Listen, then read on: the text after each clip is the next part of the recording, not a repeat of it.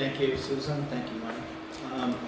With that introduction, I don't have to go into very much to explain how this, the idea for this book came about. My niece wanted to go into book publishing. I remember being disappointed that the fair at that time looked like it was going to close, and so we made a proposal to Arcadia Publishing. They accepted it.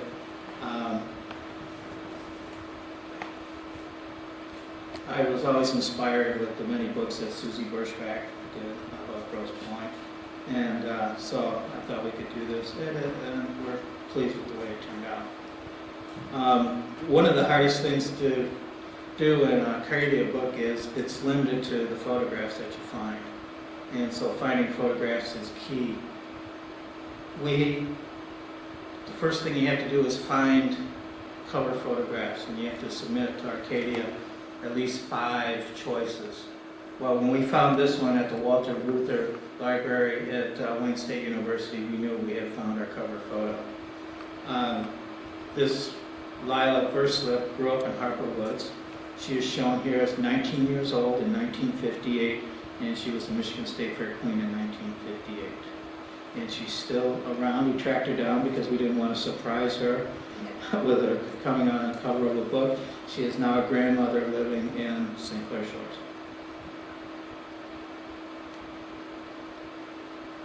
Now, since the State Fair started in 1849, finding photographs to represent the earliest fairs was a problem. And it looked like I wasn't going to have anything to show you until 1894, except when I quite accidentally found this painting of the first Michigan State Fair in 1849, and here the secretary of the fair is Michigan State Agricultural Society is handing out purse money. This painting was done by a painter who came from England to Detroit. He painted panels in Great Lakes cruise ships. And if you get a chance to examine this painting closely, it's quite interesting. In the front you'll see this couple kind of snuggling, hugging, and then you see the little boy chaining up the pole in the background. I think that the artist had a little bit of fun putting some friends and neighbors in this drawing. And of course, you'll see the Zachary Taylor, the president in 1894, in the banner up there. And I understand, although I didn't verify this, I think Zachary Taylor was the first president to be photographed. Oh, and I did find that painting at the Detroit Public Library Burton collection, just going through their card catalogs, and I found a card catalog that described the painting, and I said, "Do you have this?"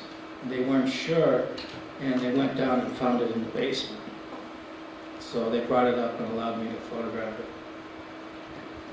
This mural is a new mural. It was only painted in 2005 by a group called the Letterheads, but it's on the side of the Coliseum at the Michigan State Fairground. This and several other murals depicting historic events at the fair.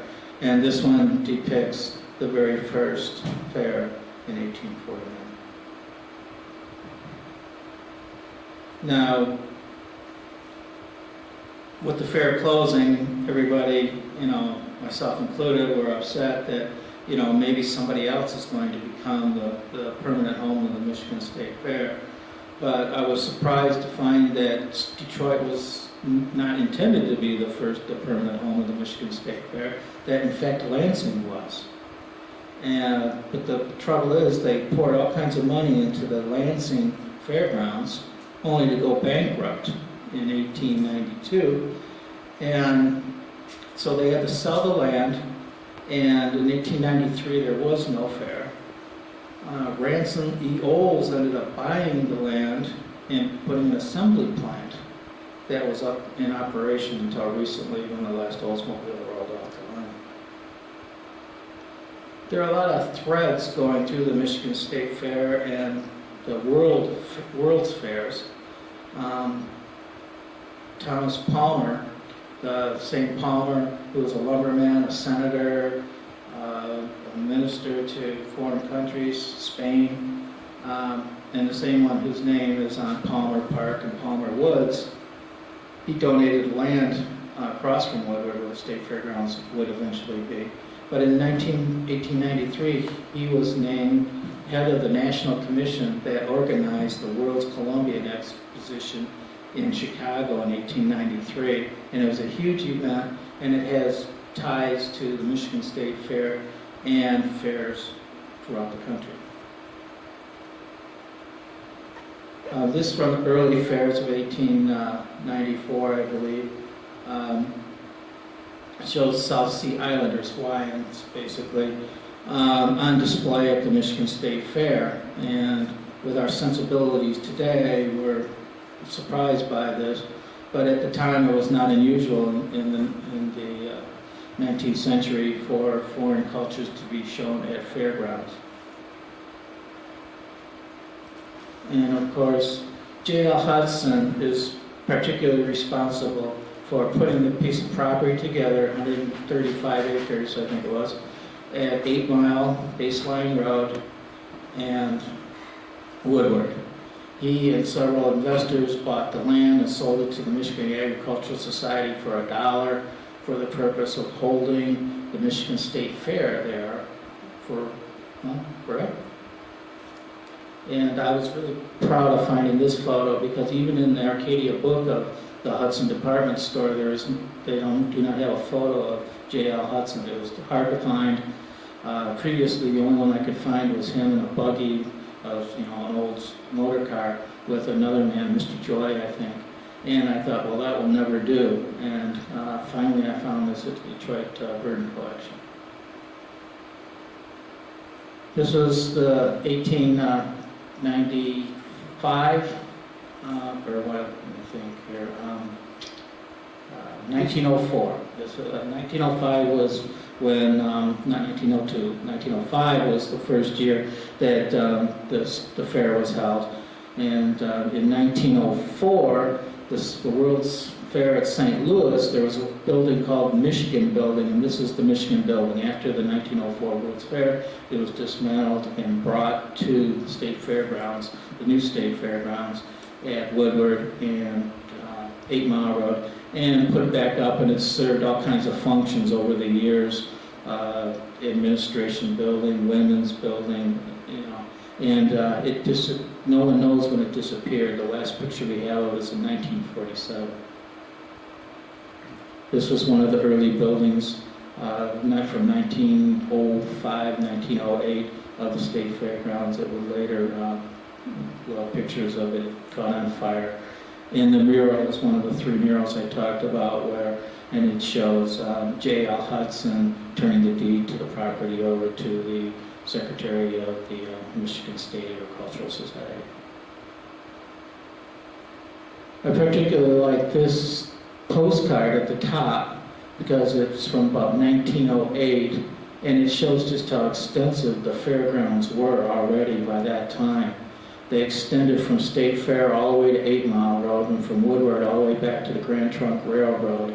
You can see the streetcars going in front of the fairgrounds on Woodward, circling around in the same turnaround area that DDOT buses use today.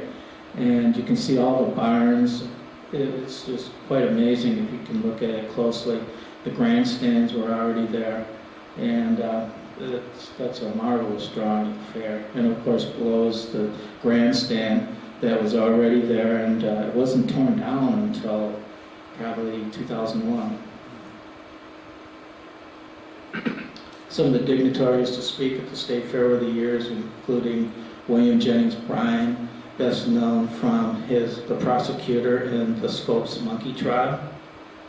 And he was a Chautauquan speaker at the time, one of their leading speakers.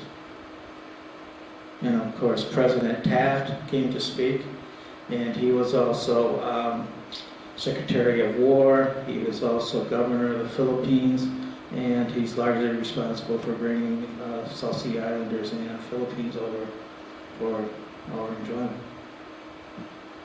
And these are some of the victims of the Spanish-American War.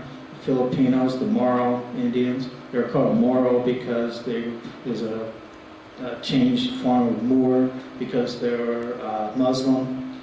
And after we conquered the Philippines, we brought them over for the 1904 State St. Louis Fair. We built a 47-acre compound, turned them loose to see what they would do. And they cut down trees and built huts. And we watched them do this as fairgoers, world's fairgoers, and we thought this was an educational program. And you can still find this online. And of course, the Michigan suffragettes were some of the leaders in the nation, and they won for themselves the right to vote in Michigan before it became national right to vote. And of course, Seabiscuit began his winning career at the Michigan State Fairgrounds, and of course, there's a movie and a book on Seabiscuit. I didn't know, little people knew, I think, that Ulysses S. Grant lived in Detroit 1 year of his career. He was a lieutenant at the time. It was 1849, happened to be the first year of the Michigan State Fair. This house was down on 4th Street near downtown, near Rivard, and it was moved up to the state, donated to the state of Michigan, moved to the fairgrounds. And for a while it was used, and fairgoers could go inside the house, as you can see where the stove exhibit was, and people acting out the times. But it's unknown what's going to happen to the house now that the fairgrounds are not in use. And I understand from talking to Michigan State Fair employees while we were researching this book, they offered it to the Greenfield Village, but they didn't want it. So I don't know what's going to happen to it. And these are American Airlines Stories. This is from 1936. It was DC 2 or 3, one of the first ones, and it became the standard in the beginning passenger service airline industry, and it became the workhorse during World War II. And of course, you can see the kids doing the jitterbug and whatever back in the day. And by 1942, of course, everyone was in the war effort, and these kids built these miniature, not quite miniature, but these replica battleships and such in honor of the war effort. And in 1942, 2 buildings of the Michigan State Fairground were caught on fire by some of these same youth who snuck a cigarette in the paint room and caused a fire and burned down 2 major buildings. One of the buildings was one of the ones that we saw at the beginning of the slide, not the Michigan building, but the other one. And the firefighters were hampered in putting out the fire because the water mains were so small that pumper trucks were pumping water away from each other. Some more of the fairgrounds at the top. And of course, in 1947, the Michigan State Fair started again after a 6-year hiatus. And of course, WJR and the other leading radio stations were there to honor the opening. We have several buildings at the Michigan State Fairground on the National Register of Historic Places. The Coliseum, of course, is one of them, probably one of the most noticeable, recognizable ones. And the Horticultural or Agricultural building is another one. These buildings are great examples of the neoclassical architecture of the time that was common at state fairs and world's fairs and municipal buildings in general, state municipal buildings. And they were designed by a Fred Lynn, I think his name was, a state of Michigan employee. And you can find very little on him, which is, I thought, I'd like to find out more about him. Because of these fine architectural buildings, you would think he should deserve more recognition.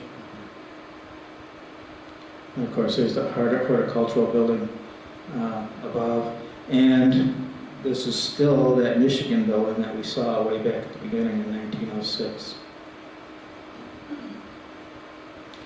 And the top building, I remember going to the fair one year and going and seeing the sheep and swine in this building in the top. And I remember being at strange because it was a two-story livestock building you don't see very often, with a ramp to get the cattle up, the animals up and down.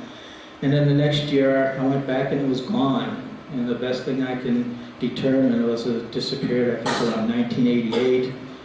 And that's one problem about researching the Michigan State Fairs. Buildings came and went, and there was no record. One year we were there, next year they were gone.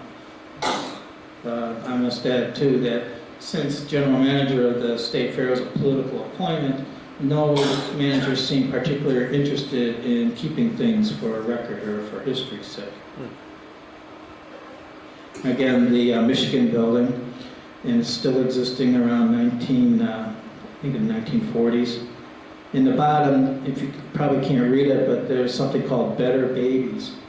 And at the time, they thought, well, when people breed cattle, they breed better cattle with better cattle, so they get better cattle, and they raise them in certain ways.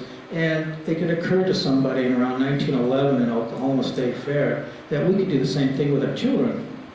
And we could raise them a certain way, we could marry them to the right people, and we could measure them and prod them. Did they display babies? And they displayed babies in here, that's right. Everybody brought their baby in to be measured and tested, and they filled out questionnaires to find out if they were having a better baby. And I was started by some eugenics society or something that still exists, and they would not return my phone calls or send me photos. But I guess we thought it was very scientific at the time. It was quite interesting, and it was still going on as late as this. And of course, the band shell is another, to me, it's not on the National Historic, record or anything like that, but who thinks of the State Fair without thinking of going to the band shell to see all the top performers. And of course, back in the day, back in the 40s, particularly in 50s, the U.S. automakers were the top of the heap, and they were the most important.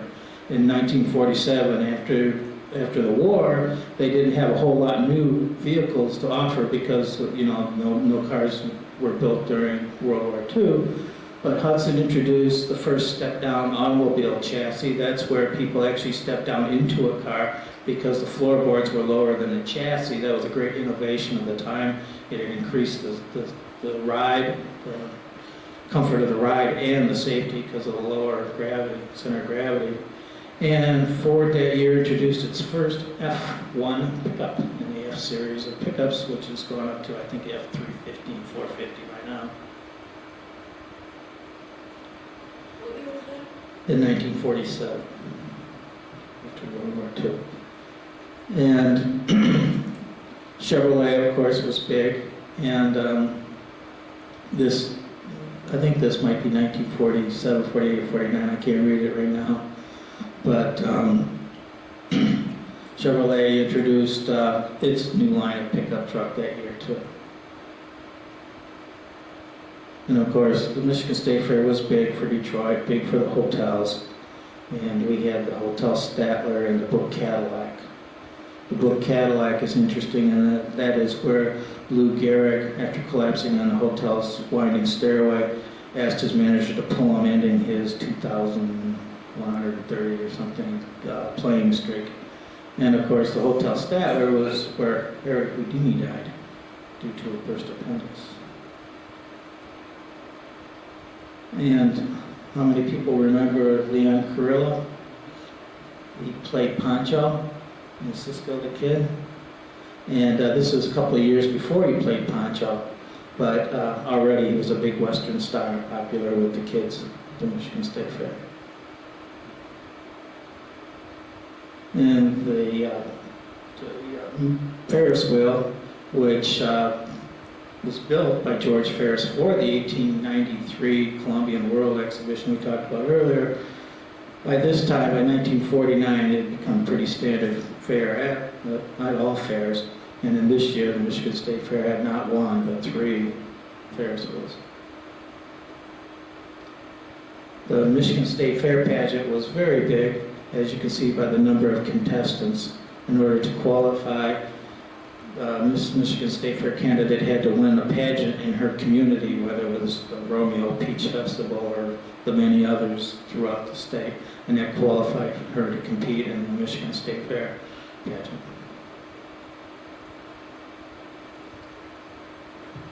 I call these the boom years, the 1960s, 1950s, 1960s, because that's when the attendance is really peaked at the Michigan State Fair, and the white flight really had not begun yet from the city of Detroit.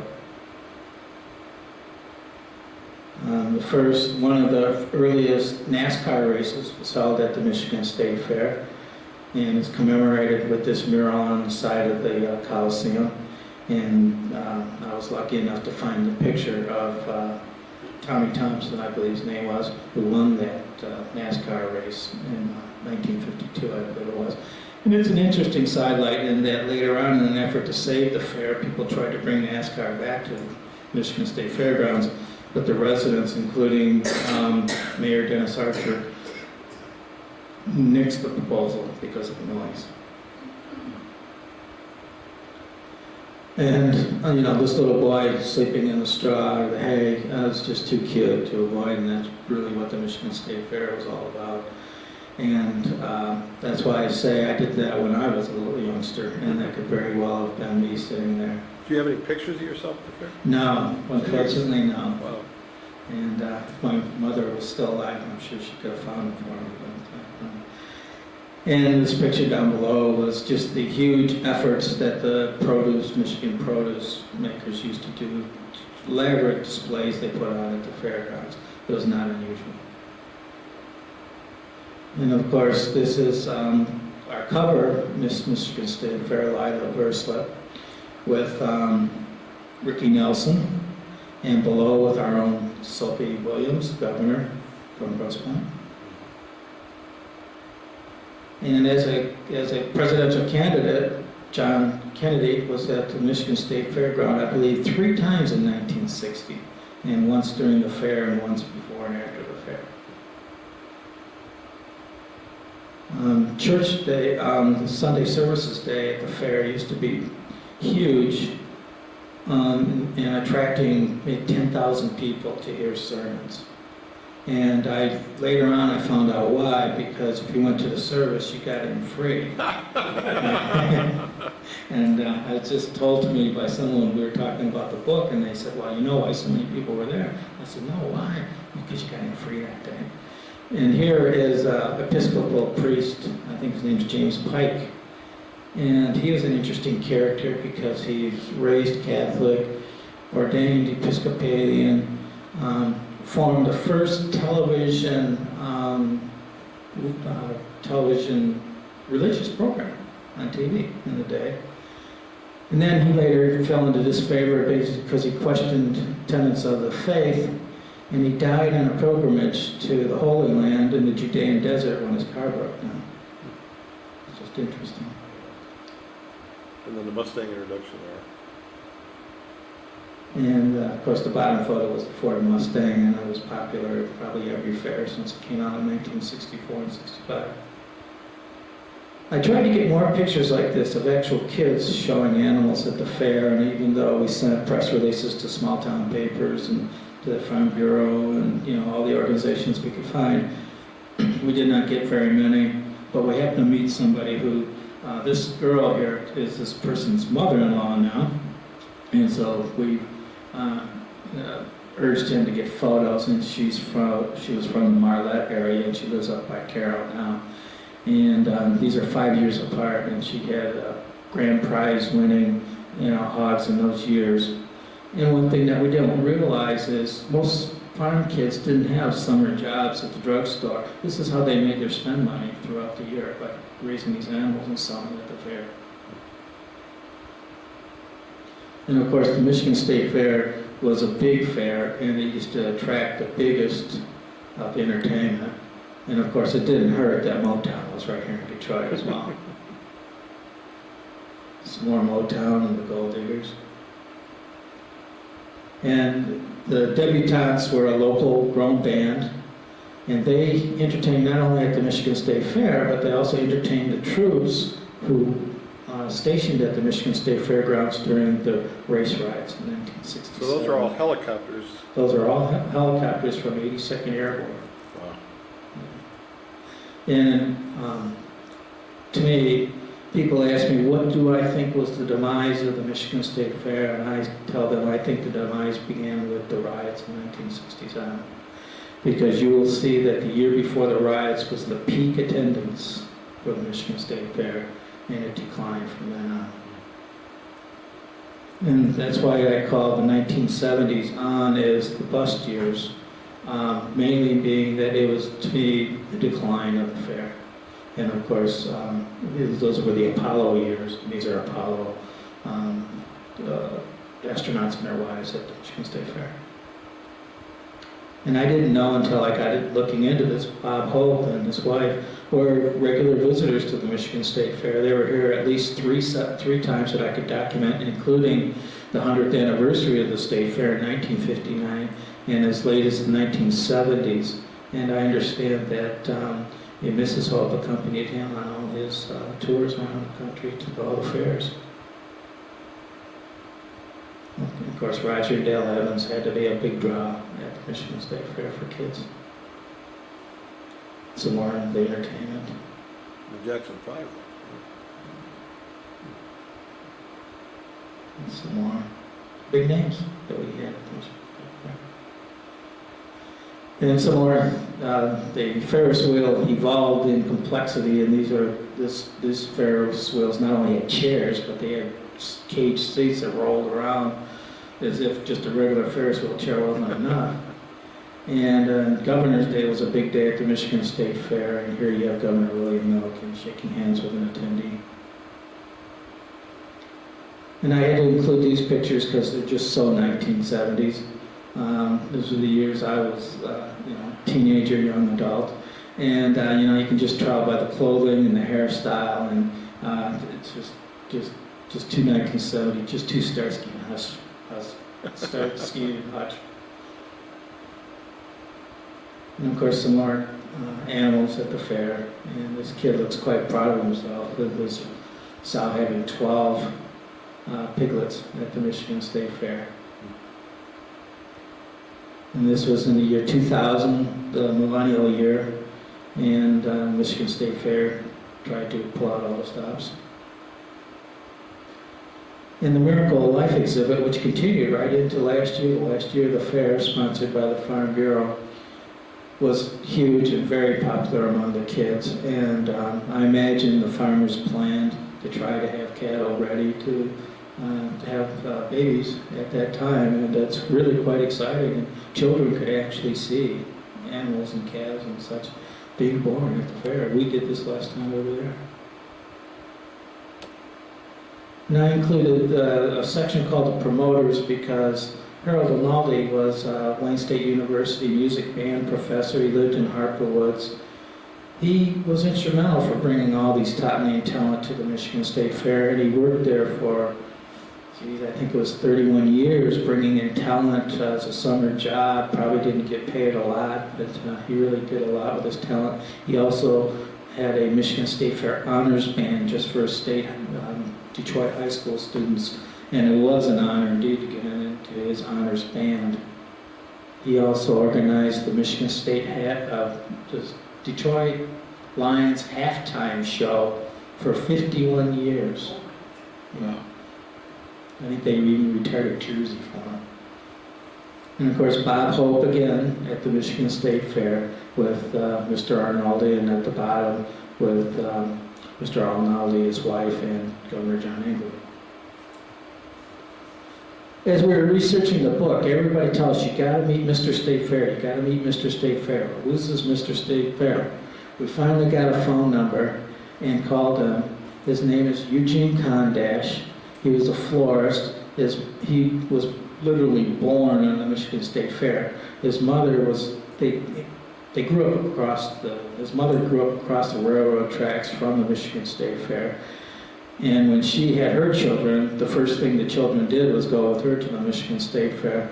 And her children spent every day of their lives during the summer and probably during the year planning for the Michigan State Fair, and they ran the Community Arts Building at the fairgrounds. And, you know, you got to feel a little bit sad for this man, because the State Fair was his entire life, all of his life. In fact, when his mother died, he deeded the house over to the Michigan State Fair, which who knows what's going to happen to it now. And so I'm really glad we got an opportunity to meet him. He's just a great man. You know how old he is now? He's in his 60s. Oh, he's still young. Yeah. Relatively. And that's his house, and that's his mother down below with a blue ribbon arrangement she put together. Here he is with the second to last general manager and a plaque that was put at the fairgrounds in her honor, that Mr. Kondash later had it moved to his house because he was unsure what was going to happen to it. Where is the house? It's on a street that runs parallel to the railroad tracks at the back of the fair, from 8 Mile, between 8 Mile and State Fair. Is it on fair property? No, But he deeded it? he deeded just his house and that property to the fair. Is there anybody living there now then? He's still living Oh, there. he still lives there. Mhm. So it's like a life lease that he stays there till he's Right, gone. probably. And of course, no discussion of the Michigan State Fair would be complete without mentioning the world's largest stove. It was, again, as the ties that I keep talking about with the 1893 World Columbian Exhibition in Chicago, this stove was built by the Detroit Stove Works for the 1893 fair, and then brought back to Michigan. And there's the Detroit and then later Michigan Stove Works factory on Jefferson, where the stove was until that building was either destroyed or burned down. And this is later on the stove was moved over to Belle Isle. I think probably everybody here remembers going down Jefferson and seeing it there. And you can see the old Uniroyal plant sign in the background. And this is where the riggers are getting ready to move this huge stove. And here it comes down the road, down Woodward Avenue in 1965. May I, hey Jim, was it there when you were in charge of Fort Wayne? Or was it already gone to the state fairgrounds? In pieces in our warehouse. That's what I thought. Excuse me. It's wood. Yes. Yes, when John Hertel became general manager of the fair, he was going through a Rolodex, actually a recipe tin-like thing, with cards in it, and he's going through and he finds a card that's, all it says on it is stove. There's a phone number. So he says he called the number, and it was the historic Fort Wayne, and it was being stored there. So he asked questions about it, and then finally found out the history, and then raised $300,000 to restore the stove. WJR, I believe, was very instrumental in helping to do that. And then it took 12 trucks to haul the stove in pieces back to the fairgrounds, and it is made of wood, that is correct. And a lot of the wood had to be redone or refashioned, and engineers and workmen had to put the stove together without any blueprints. And it's quite a feat and a feather in Mr. Hertel's cap that he brought this all together. And the stove is still there, looking just as good as when he restored it for the 1998 150th anniversary fair. So who knows what's going to happen to the fair? I heard they're trying to auction it off or something. And this is the last state fair last year with the ribbon cutting. They advertised it as the biggest, the best fair of all, but of course it was not. And it hadn't been the best fair in years, but they still put on, I guess, the best fair that they could, given the limits. Certainly the state wasn't going to spend any more money on it. And we all know the fate of the fair, due to budget deficits, Governor Engler decided to basically eliminate the fair by eliminating the funding for the people who run the fair. And so that the funding for the fair ended October 1, 2009, so just after the last fair. And at the last fair, I found it was surprising that Detroit automakers were the big shots at the past fairs. And this last fair, General Motors, who had just come out of bankruptcy, was the only American Detroit automaker represented, except if you count these old Ford Model A's from the Ford Model A Club below. And the butter cow, if anybody had an opportunity to see the butter cow, that goes back to a tradition that goes back to 1950, and that was carved by the sculptors hired by the Michigan Milk Producers Association, who also has, I believe her name is Daisy, the Holstein at the bottom, who was outside the Michigan Mart and the Miracle of Life buildings. And I guess Daisy is probably out to pasture now. Daisy wasn't made of butter? Daisy was made out of Fiberglass. plastic, Yeah. fiberglass. And of course, people trying to save the fair were out to the bitter end, saving, petition signatures and so on to try to save the fair. And some lawmakers did try to put together a $7 million budget item to have the fair one more year. But again, that failed. And that's it. And of course, I tried to just pick out just enough. There's a lot more photos in the book, of course. And if you have any questions, let me know. And if you would like to purchase a book here tonight, I brought some with me. Sorry, Lauren can't be here. She's at Michigan State, working hard, I'm sure, and studying. And but I'll autograph a book for you, and I can sell them to you for $20. That's $2 off the bookstore price if you would like one tonight. And John, your next speech is at the Historical Museum. Right. Detroit Historical Museum. That's right, October 6th. Okay. Detroit Historical Great, Museum. great. Any questions? Any other questions at all?